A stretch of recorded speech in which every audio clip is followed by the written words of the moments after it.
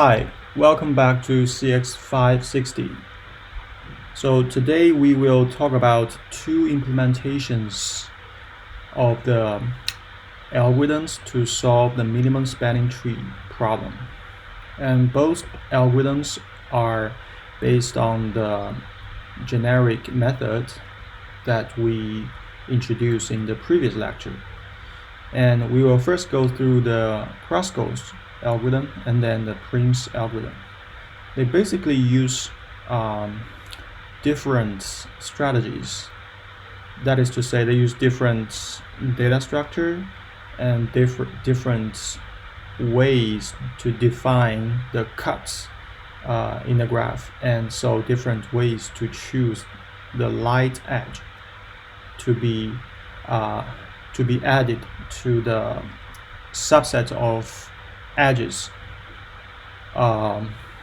which represent the growing spanning tree. So let's first look at the Kruskal's algorithm. And this algorithm, it uses a data structure called disjoint-set, okay, which we will have a few slides talking about this data structure. So in this algorithm, in Kruskal's algorithm, the growing spanning tree, which is also the set of edges A. The set A is represented as a forest, and this forest is actually a set of trees. Okay, so that's why we will use a disjoint set data structure to represent this forest of trees. So, and at each iteration of the algorithm, we need to select a safe edge to add to A, right? So this safe edge is always an edge that has the minimum weight, that has the least weight, that connects two distinct components. Okay, so if you think of each tree as a distinct components in the set, then the safe edge that we add to set A is a connection between two distinct components. Okay, so we'll go through this. We'll first lay out this a little bit abstract concept first, and then we'll go through the pseudocode, and then we'll try to illustrate how the algorithm runs using simplistic examples, like as we usually did. Okay, so it's okay if at this point the disjoint sets and safe edge and the distinct components doesn't sounds a complete picture yet. It's okay. So we'll see later in using a simple example. All right. So here's the code for the Kruskal, the pseudocode for the Kruskal algorithm. So this procedure takes inputs the graph G and the weight W. So W records all the weights, the weight of all the edges in the graph. So we start from some empty set. So this is exactly the same as the generic method, right? So we just follow the principle of initializing some empty set, and we incrementally grow that empty set into a minimum spanning tree. So eventually we need to return that set A as the minimum spanning tree. Okay, and it's basically there are two for loops in the procedure. The first for loop is a pretty straightforward initialization step. Okay, so for each vertex in the graph, we call some function named makeSets. Okay, we call the function makeSets on each vertex in the graph. So what this function does is to create a set or create a tree on using that vertex v as a single node, as a single element in the tree. So because we have v trees or v vertices in the graph, the for loop from line 2 to line 3 will create v trees, okay? And each tree only contains one vertex, okay? So that's the initialization step from line 1 to line 3. And line 4 is a critical step because it sorts all the edges in the graph into a non-decreasing, or that is to say in increasing order by weight, okay? So because there could be identical values, there could be draws when we sort edges, so that's why we say non-decreasing instead of increasing, but it's basically the same thing. Based on that is to say we sort the edges based on the weights in an increasing order, okay? So that increasing order is for the convenience in the later step. When we want to choose the edge that has the least weight, right? We just go through the sorted edges linearly, and the edge that we meet first is naturally the least weight edge, okay? And the most important steps that do the merge and do the growing tree things is from line 5 to line 8, okay? So it uses another for loop to examine each edge in the order of a growing weight from lowest to the highest. So, and for each edge that pointed from vertex u to vertex v, okay, we will check in line 6 using an if statement. We check whether the vertex u and vertex v belong to the same set or same tree, okay? So we need to use a second function or procedure defined in the data structure disjoint set. So this find set basically tells the set that the vertex u belongs to, okay? So this statement compares whether the set that vertex u belongs to is the same set that the vertex v belongs to. So if they are not in the same set, then we will add the edge from u to v to the current subset A, okay? And then we will union the two sets, okay? So this union function will merge the two sets that u and v belong to respectively. But if the two vertices u and v, they are already in two sets, then that means we cannot add it to A because u and v, they are already in one tree. Then if we add an additional edge that connects two nodes in one tree, then we are creating some cycle, right? So but we want to prevent, we must not have a cycle in the spanning tree, in the minimal spanning tree, okay? So we can basically tell that we rely heavily on the data structure disjoint set. So in the next slide, we will go through some of the basic operations within the data structure of disjoint set. So this data specific type of data structure. It's called disjoint set.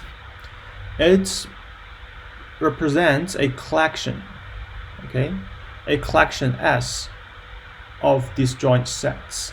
So it is a collection of sets. There could be a multiple sets in the disjoint set data structure.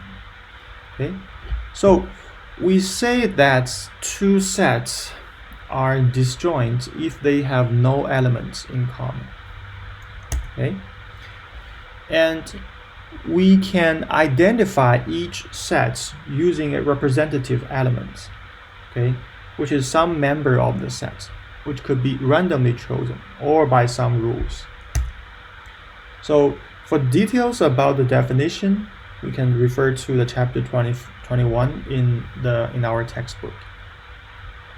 And then we'll go through the basic functions that we will use for the disjoint set. So we already know that in the Kruskal's algorithm, we need to use the make set. Okay, so this function will creates a new set whose only member is x. So this make set is a way to initialize a set using the element x as the only element, as the only member in the resulting set. Okay. And the second procedure, union, it takes inputs of two elements, x and y, and it will unite the sets that contains x and y respectively. Say the set Sx contains x and the Sy contains y, and the result of union x and y will be a new set that is a union of the two original sets. Say if the original Sx contains three elements, x, z, and w, and Sy contains y, p, and q, and if we call union of x and y, and then the result will be a new set which contains all the 6 distinct elements in the new resulting set. And of course, we assume that the Sx and the Sy, they are disjoint prior to the operation. That means within these two sets, there are no common elements. There's no elements are shared between the two sets. And the third function is find set. So as the name indicates, this function will return the representative of the unique set that contains x. Okay, so for each set, we need to have a representative that tells us that as a unique representation for the whole set. So this function will return that representation given any elements in that set. Okay. So with these three functions defined, we can do a lot of interesting and useful operations on a disjoint set data structure. So we can basically apply this disjoint set data structure to represent graphs, okay, or to solve the problem of connected components of an undirected graph. Okay, so this is a terminology that you might be familiar with because we mentioned we have covered the strongly connected components as one of the applications for the DFS in the elementary algorithms of graphs, right? So this time, when we talk about the connected components of a undirected graph, we're basically talking about how we identify the difference, how we identify the distinct connected components. Like we focus on the vertices and the edges as well. So this connected component problem in an undirected graph is a bit different from the previous strongly connected components problem, which is for directed graphs. Okay, so these are basically different two types of problems, and the one that we're gonna cover here is I think it's easier to solve because there's no directions in the graph. And I'll show the code here. This connection, the procedure called connected components procedure, takes input the graph G as inputs. So the form of this procedure is pretty similar to the Kruskal's MST-KRUSKAL procedure. So we will first, and it's simpler. It has fewer lines. So we'll first look at what this procedure does to a undirected graph, and then we will draw some connections from this procedure to the MST-KRUSKAL's algorithm, so that we understand how the Kruskal algorithm will utilize the properties of a disjoint set data structure. Okay, so this connected components procedure, it's first using a for loop to initialize each vertex into its own set, right? That's exactly the same as what we did for the MST-KRUSKAL. And for each edge, it's also a similar thing. The line 4 to 5 if statements will unite the sets that containing U and V. If U and V, they belong to two distinct or disjoint sets. Okay, so let's look at how this connected component procedure runs in a simple example here. And say the inputs is a graph with 4 connected components. Okay, so how do we recognize the connected components in this undirected graph? So as the procedure runs, we'll show in the table what the resulting collection of disjoint sets will be. Okay, so the initial sets here in this line represents the results after line 1 to line 2 are run. Okay, after line 1 and line 2, the for loop from line 1 to line 2 is done. Each vertex in the graph will be initialized into some sets, right? Into a set, and we have 10 vertices in this graph, so we have 10 distinct sets as a result of the initialization. Okay, so let's assume that this line assumes that we go through the edge from B to D first in the iteration.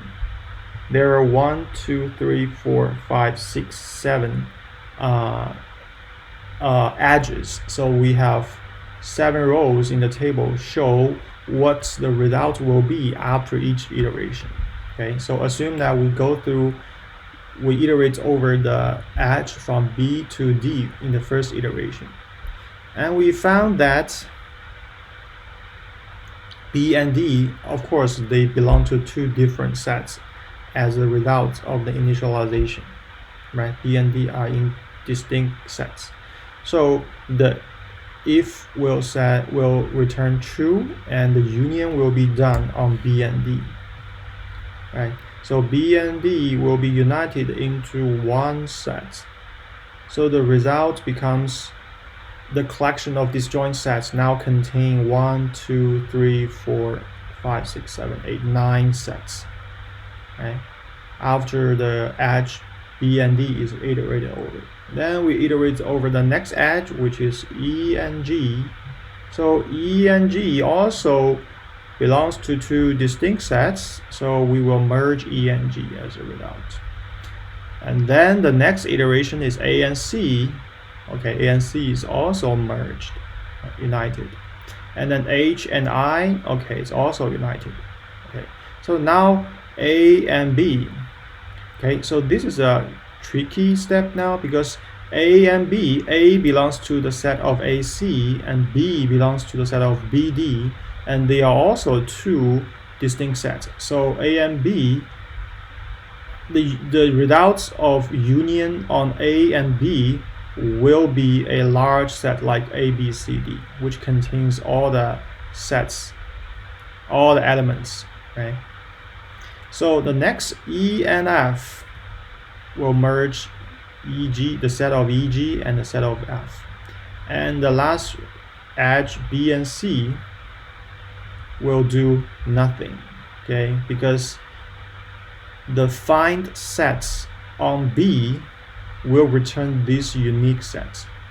And the find sets on C will also return the same sets. So they are already in the same set. That's why the union is not necessary. Okay, so after B and C run, we still got the same sets. So after all the edges are iterated, the result is a collection of 4 disjoint sets. And these 4 disjoint sets, they correspond to the 4 connected components in the undirected graph. Okay, and this will be a useful function when we want to grow a minimal spanning tree. So now let's look at the code. On the left it's MST-KRUSKAL, on the right is the connected components. So we see a lot of similarity, right? So the blue part is identical, and the orange part is almost same, except that in line 5 of the Kruskal's algorithm, when we iterate over all the edges, we make sure that the iteration is going in a non-decreasing order by the weights. Okay, and in the connect component, we don't care about the weights of the graph. And also in line 7, we have one additional line of adding that edge to the set A. Okay, but basically we're doing the same thing here. Okay, so another difference is that MST assumes that the whole graph is connected. Right? Remember the assumption, the presumption of growing an MST in a graph. We assume that all vertices in the graph is reachable. Right? So as a result, if we run a connected component, if we run the connected components on the graph that is connected, the result will just be one set, and all the vertices will be in that set, right? And the previous example we shown here is a special case because it's not a connected graph. It has 4 connected components, right? So the result is 4 sets. So if we run these connected components on the graph that is connected, and of course the results will be just one connection. So in the next slide, we'll use a single example to go through how MST-KRUSKAL runs in this example, and you see that it's quite similar to how the connected components identify all disjoint, all the runs on the simple graph. But with respect to the special condition that the graph is connected, the result will be just one single set. Now let's use a simple example to demonstrate how MST-KRUSKAL procedure runs. Okay, so first of all, we initialize the subset A to be an empty set. And then we also initialize all the vertices into standalone sets or into small trees, but each tree or each set only has one vertex. And we use the curly brackets to indicate each set. Okay, and then we use another for loop to go through all the edges in the graph, but with the constraint that the order of the iteration must go from the least weight edge to the highest weight edge first. Okay, so in the first iteration, the least edge considered is the edge from H to G, right?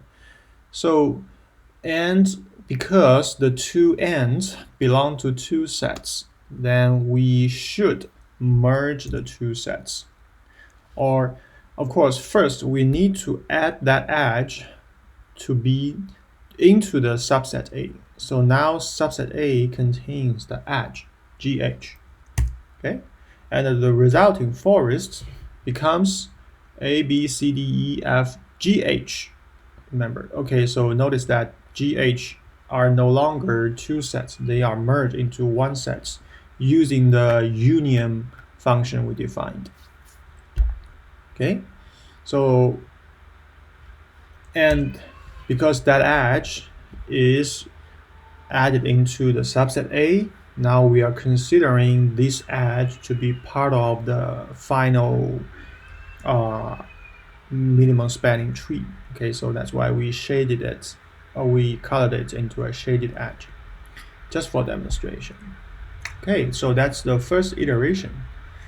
And the for loop goes on, and the next edge to be considered should be either CI or GH, right? So that equal weights draw, we didn't specify how we handle this situation, but now it's not a big issue, so we just randomly pick edge CI as the next edge to be considered.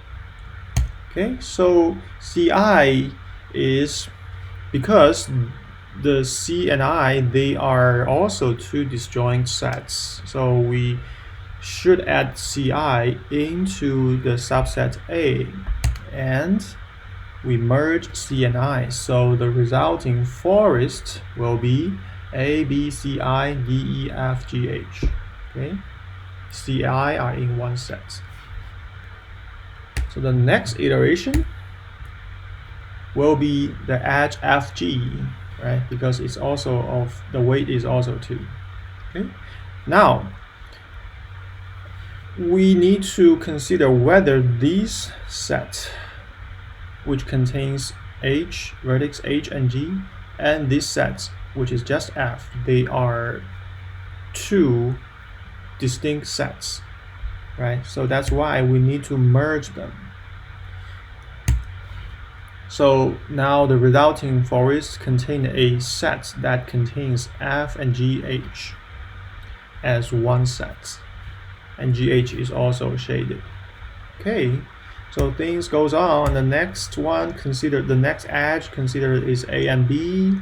We merge A and B, add AB into the subset A, right? And then we should consider CF.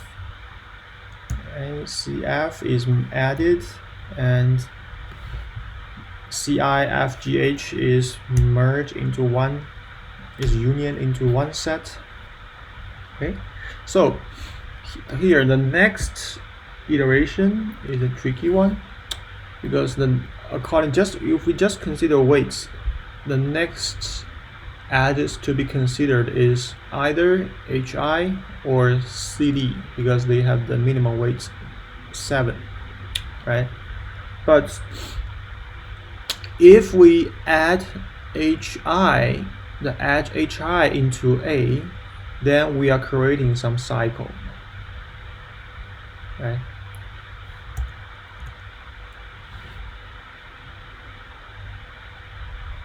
Oh, I'm sorry. So the next one to be considered is IG, right?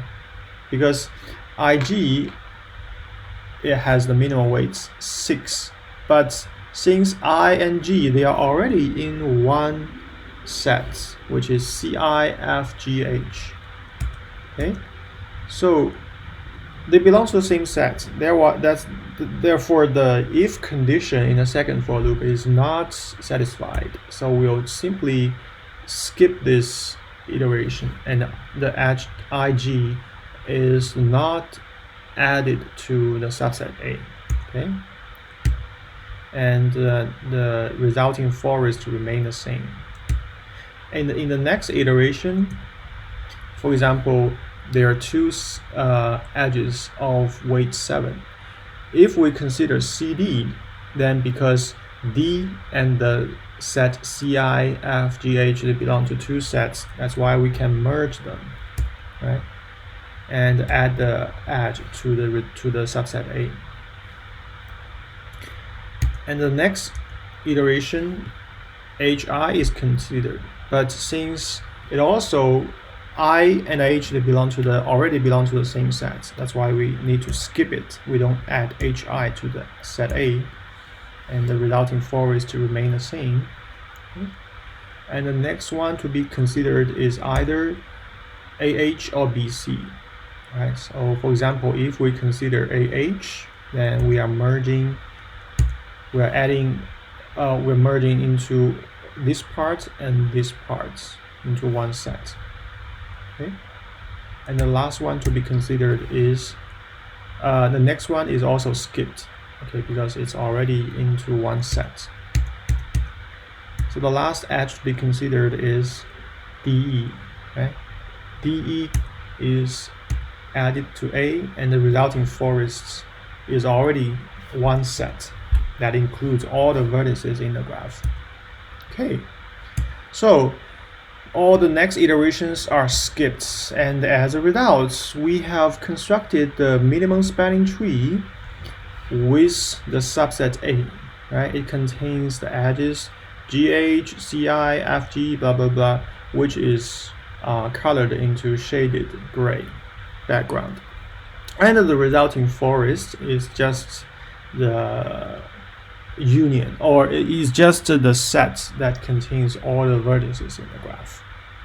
Okay, so this is how the MST-KRUSKAL algorithm runs, and it's quite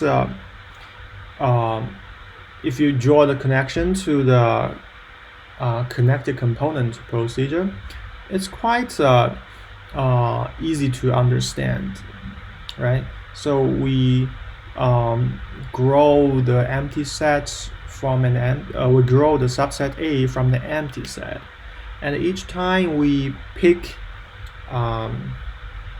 the least weight edge, okay, and we check whether the two ends of that edge belongs to two sets. If yes, then we do the merge, right? So it's basically using the least, we pick the least weight edge and then decide whether that edge cause a cut in the graph. Okay, so if the two ends of that edge result in the same set, then it's not crossing the cut. Okay, otherwise, it is cross the cut. It does cross the cut, and that's why we need to choose the edge that belongs to the two sets. Okay, so that's how MST-KRUSKALs work on a simple example. Now let's analyze the running time of this MST-KRUSKAL procedure. So first of all, it depends on the implementation of the disjoint set data structure, because we use heavily the make sets, find sets, and union functions on top of the disjoint sets. Okay, and also we have for loops and these sorting steps. Okay, so let's just analyze it step by step. At line 4, these sorting edges, if we use a conventional sorting comparison-based sorting algorithms like quick sorts or merge sorts, it will take us big O of E times log of E time. Okay, so this is determined by the sorting algorithm. Okay, we assume that because we are sorting all E edges, that's why this is the cost for sorting. Okay, and because E is smaller than the V to the power 2, V squared, therefore we can say that the log of E is also at the level of big O of log of V. Okay, and we have line 5 to line 8, there's a for loop that iterates over all edges, and within each iteration we will need to conduct a find, set, and union operations. Okay, and in the first for loop we need to go through iterate over all vertices. Okay, so in the first for loop there's big O of V cause of make set operations. So taking that into account, we can roughly estimate that the two for loops will take a total of big O of V plus E times some alpha of V functions running time. And this alpha of V function is comes from the disjoint sets functions like find set, union, and make set functions. Okay, so if we implement the disjoint sets carefully, then the alpha of V can be a very efficient function. Say it could be of big O of log V running time. Okay, so taking everything into consideration, the running time is the cost for sorting the edges and the cost of the two for loops. Altogether, we can almost think of it as big O of E times a log of V. And that is the running time analysis for the MST-KRUSKAL algorithm. Now let's look at the second algorithm, the Prim's algorithm. So just like Kruskal's algorithm, Prim's algorithm is also a special case or a specific implementation on the generic MST procedure. So the difference is that in this case, in the Prim's algorithm, the edges in the subset A always form a single tree, but not instead of a forest. So in the previous Kruskal's algorithm, we grow A in the form of a forest. Okay, but in the case of Prim's algorithm, it's always a single tree. And the tree starts from some arbitrary root vertex R. Okay, and then we grow it until the tree spans over all the vertices. Okay, and for this algorithm, we need to use the data structure called minimum priority queue. Okay, and we already use this in Huffman code. And for the minimum priority queue data structure, the elements with the minimal value has the highest priority to be dequeued. Okay, so, and in the Prim's algorithm, all the vertices that are not in the tree, okay, so the elements in the tree is represented by the subset A, right? And everything that's not in the tree will reside in the minimum priority queue. And the key, the priority is based on the key attributes for each vertex. And each element has a minimal key. So the elements in the queue that has the minimal key will has the highest priority. That means that elements will get dequeued first. And for each vertex, the attributes v dot key, it has some meaning.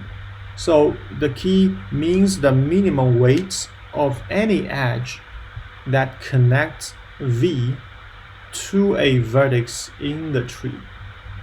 Okay, so A is the representation for the tree, and the Q contains all the other vertices that are not in the tree. So the V is an element in the Q, and the key of the V means the weight, the minimum weights that connects to V to any vertex in the tree. Okay. So if the key value is infinity, then that means there's no such a connection. There's no such an edge that connects the current tree to that connects the V to the current tree. All right. So when the Prim's algorithm runs, we also keep record of the attributes pi. Okay. So this pi, just like what we did for in previously for the breadth first search, this pi records the parent node of V in the tree. Okay, and this algorithm simply implicitly maintains a set A, and A is a set of edges. And now this time we represent A, instead of U and V, we use V and V dot pi. So this is more clearly indicates the parent relationship between the two ends of the edge. So the edge is connecting the vertex V to its parents. Okay, V dot pi is the parent vertex of V. Okay, and here the V is within this set. So this is V minus R node minus Q. So Q keeps all the elements that are not in the tree, and the V minus Q is everything that's left. And then we also exclude the root node. Okay, so when the algorithm terminates, Q will be empty. So as the tree grows, more and more elements are dequeued from the Q and added to A. So that's why the Q is shrinking.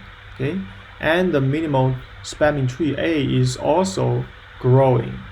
Okay, so we are excluding the root node because the root node doesn't have a parent. Okay, so it's just for the validity of the definition.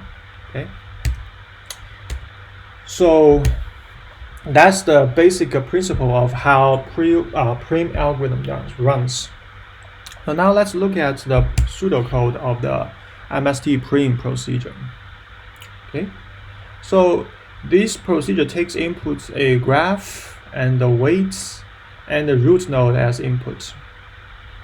So first of all, from line 1 to line 5, we will use a for loop to go through all the vertices and initialize the key to infinity and the parent's attribute to none. Okay, because we don't know the parents node relationship yet because we haven't started growing the tree, and also the key is set to infinity. And then we pick the root node and set its key to 0. Okay, because so that the root node will be DQ'd first, okay? And when we then, at line 5, we initialize the minimum priority queue to contain all the vertices, including the root node. Then, that means for all the vertices in the queue, the parents, if the parents node of it is not none, then the key attribute is also smaller than infinity. Okay, and the key attributes of the any vertex in the queue is the weight of a light edge that points from V to the parent node of V. Okay, so starting from line 6, we start a while loop. This while loop will not terminate until the queue is empty. Okay, so this line 7, DQ and elements from the minimum priority queue. So this extract minimum queue will take the elements that has the minimum key values out of queue, right? And that vertex indicates that vertex is actually indicates a light edge that cross the current cut. Okay, and we, after removing the vertex U, we will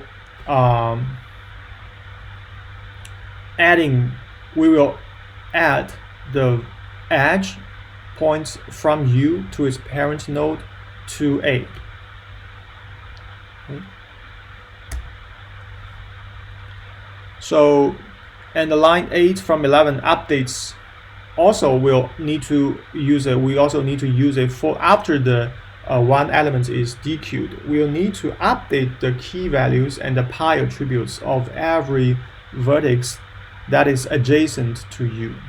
Okay, because now U is no longer a non-tree vertex. So U is added to, so the edge from U to its parent is added to the tree. Okay, so that means everything that's connected to U will be the next vertices to be considered. Okay, because they are all the edges that connect to U and to its adjacent vertices, they will potentially cross the cut between A and Q. So next we'll use a simple example to go through the Prim's algorithm. So intuitive speaking, this algorithm is not as straightforward as the Kruskal's algorithm, but I think one of its advantages is that the notation of cuts is more explicit, because we are separating the A from the Q. So in this case, the cuts on the graph is the difference between the set A and the DQ and the minimum priority Q. And any edge that we are selecting to add to subset A will cross the cuts. Okay, and one end is the vertex U in the minimum priority Q, and the other end is the parent's vertex of that U, vertex U. Anyway, so I think in a simple example, it'll be easier to understand how this procedure works. Okay, so now let's see how the MST-PRIM's algorithm procedure runs on this simple example here. So suppose we run the procedure on top of graph G with weight W and with the vertex A as our root node. So this A is the vertex where we start growing the MST. Okay, so the minimal priority Q will be initialized with all the vertices in the graph with A, B, C, D to I. And because A is the root node, so its key value is set to 0, but for all the other vertices, the key are initialized to infinity. Okay, and that said, A has the highest. That means A has the highest priority in the queue, and A will be the first element or first vertex being extracted in the for loop, in the following for loop. Okay, so if we list all the vertices and their key values using this 2-row table, okay, so we list the vertex name in the first row and the key value in the second row. It can be used to help us keep track of the changes and updates of the key values of the queue. So you think of this table as the minimal priority queue. Okay, and then we will enter the line 6 with the while loop. Okay, so the first statement within the body of the while loop is to extract elements with the minimal priority, with the minimal values. So after the first iteration, you will see that the element being popped out is A, right? Because it has the key value equals 0. And after A is popped out, according to the code, in lines 8, we will go through all the neighboring or all the adjacent vertices of A. In this case, it is 2 vertices, B and H, right? The adjacent vertices of A include B and H. So we will go through B and H, and we use the if statement to check whether the edge from A to B is smaller than the key of B, and also check whether the weight of the edge from A to H is smaller than the key of H. Okay? So because the original key values for B and H are all infinity at this point, so the if statement is satisfied for both B and H. So we will execute the 2 lines in the if condition to set the parent of B to be A and the parent of H to be A as well. And we also update the key values for B and H to the weight of AB and AH respectively. Okay, so the key of B is set to be the weight of AB, which is 4, and the key of H is set to be the value of AH, which is 8. So the queue table, the minimal priority queue has been updated. So now after the first iteration, the key values for the rest of the elements in the queue will be like this. So B and H, they have new keys, which is no longer infinity. Okay, so according to this new queue, the next vertex being popped out will be B, because it has the minimal key value. Okay, so in the next iteration, B got popped out, right? And that means we are growing the minimal spanning tree. We are growing the tree from the root node to the next node B. Okay, and the parent of B is already set to A in the previous iteration, so we can use a shadowed edge to indicate this parent relationship. Okay, so now we have grown the tree from just one node to a parent node to a descendant node. Okay, and we still need to follow the while loops and to check all the adjacent vertices of B, because B have A, C, and H. It has 3 adjacent vertices. Okay, but within the if condition, in the next if condition, we need to first satisfy that the adjacent vertex needs to be in the queue. So that cross out the A. A is already out of the queue, right?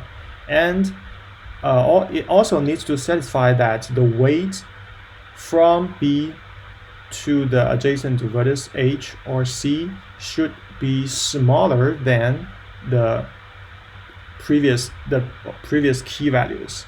Okay, so the key values for H previously we have set it to be 8. Okay, which doesn't satisfy this if condition because the weight from B, the weight of the edge from B to H is 11, which is greater than 8. So we don't need to update H at all.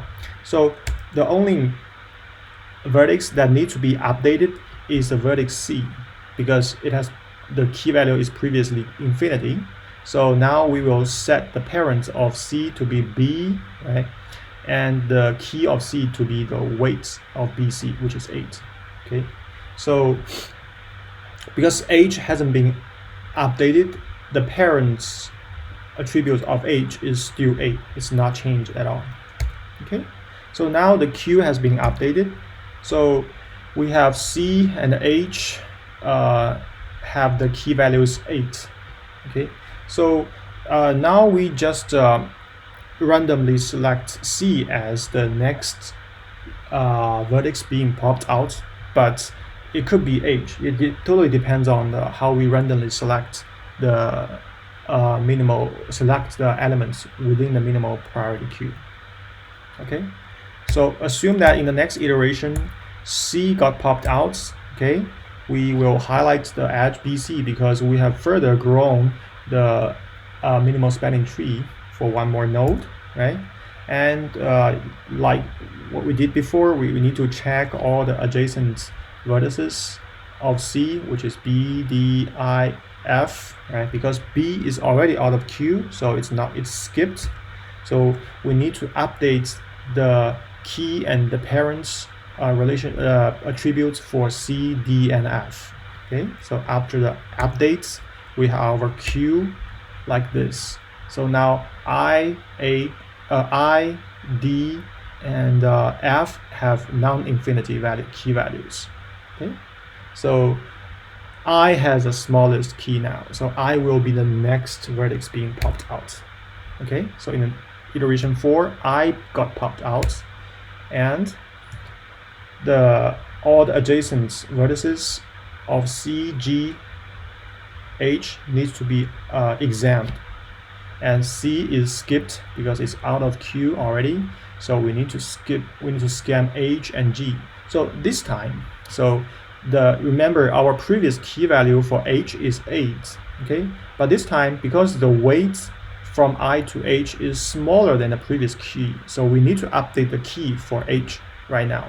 Okay, and also we need to set the parent of H to a new vertex, which is I. So now H should have I as its parent instead of A, because I to H has smaller values, smaller weights.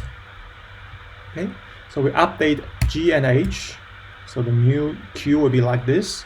So according to the table, F will be the next one to be popped out. After F is popped out, we update G, D, and E. Because the G is the previous key of D is 7, which is smaller than 14. So D doesn't need to be updated. So only E and G will be updated. And Q will be new 2. And then G will be the next to be popped out, right? And after G is popped out, FIH needs to be scanned, but only H will be updated. So this is second time, actually the third time that H being updated, because the edge from G to H is even smaller than the previous Q from the previous key, which is 7, right? Okay, so H will be the next one to be popped out, right? And nothing will be updated because all of its adjacent vertices are already out of the queue. So what's left in Q is just 2 vertices, and the next one will be D, right?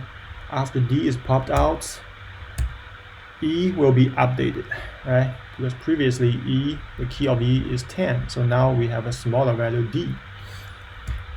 And the last elements in the queue will be E, and after it's got popped out, the queue is empty. The minimum priority queue is empty.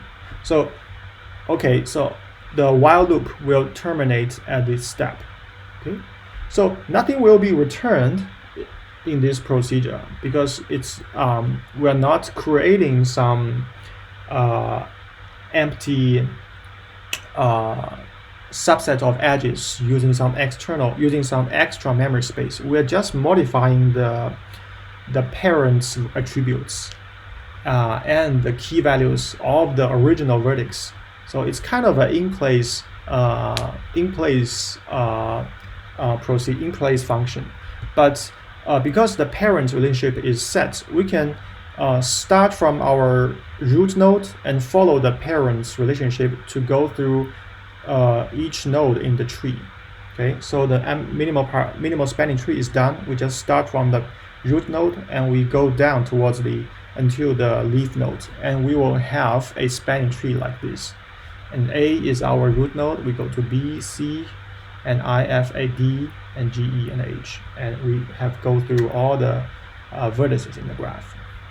So this is how the MST-PRIM procedure runs on this simple example.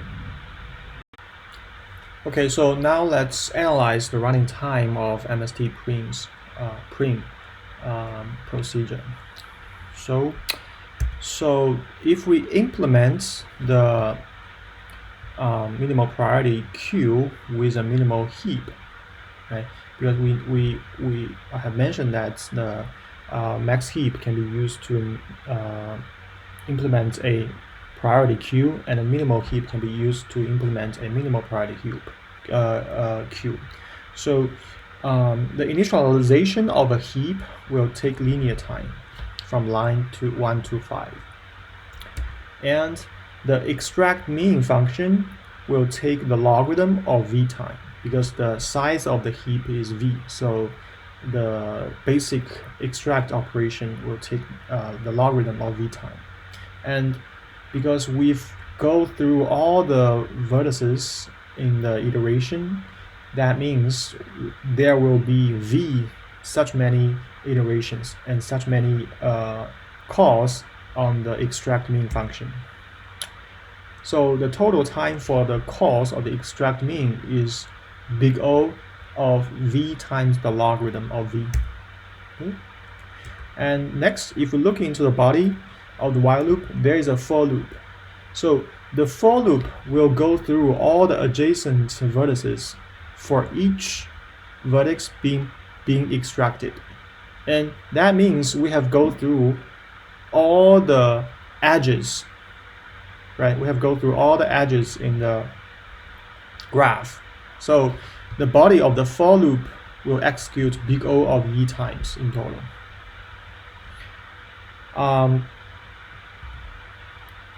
The tricky part is that the line 11, after we update the key, okay, that will involve some implicit minimal heapify operations, because once we change the values, the key values of the elements in the queue, in the minimal priority queue, we need to reorganize the relative positions of elements in that queue. So there's an implicit, which is not explicitly stated in the code, but it is a must be done. Okay, so that'll take us each minimal heapify operation will take the big O of logarithm of v time. So altogether, the total time is the time for all extract mean plus the cost of all the implicit minimal heapify operations. So altogether, we have a running time of big O of e times logarithm of v. So that is basically the same running time as the Kruskal's procedure, as the MST-KRUSKAL. Okay, so in theory, the two algorithms runs equally fast. Okay, but we can do a further comparison of the two algorithms. So they use different rules to determine the safe edge, right? Remember, both of them are based on the generic MST procedure, and the generic strategy is to choose a safe edge that can be used to grow the minimal spanning tree. Okay, but in the MST-KRUSKAL, we have a set to store the growing forest. Okay, and the safe edge being added is always the least weight edge that connects two distinct components. So this is the strategy taken by Kruskal's algorithm. And in the Prim's algorithm, the set is a tree, and the safe edge being added to A is always the least weight edge that connects to the tree to a vertex not in the tree. Okay, and we may also notice that in the particular implementations of the pseudocode, the MST-KRUSKAL requires some extra memory, which is our subset A, right? But in the implementation of MST-PRIM, it is an in-place algorithm which doesn't require an A, but we only need to using some attributes to store the parent relationship for each vertex. So technically, the MST-PRIM can be faster if we use some technique called Fibonacci heap instead of the minimal heap to implement the minimal priority queue. Okay, which will further improve the running time to big O of E plus V times log of E. Okay, so in a case where the number of E is greater than the number of V, so this will bring us some improvement in the efficiency of the algorithms. Okay, so that's all we have for today's lecture, and we'll have two quiz questions. So the first question asks you to show how edges are added to the subset A if we run MST-KRUSKAL on this example, on this input graph.